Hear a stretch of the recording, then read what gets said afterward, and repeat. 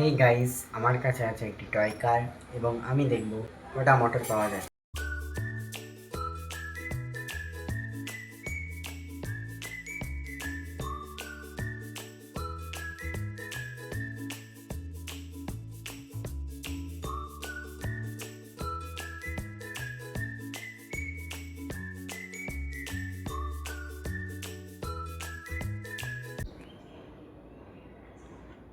তো গাইস, এটা প্রথম মোটর, এটা দ্বিতীয়, আর এটা তৃতীয় মোটর মানে থার্ড।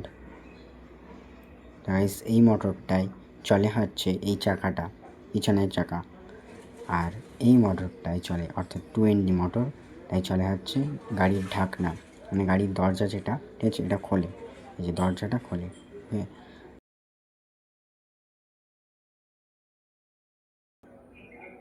আর তৃতীয় মোটরটাই হচ্ছে ডাইরেকশন চেঞ্জ হয়, গাড়ি কোন দিকে যাবে, ঠিক আছে।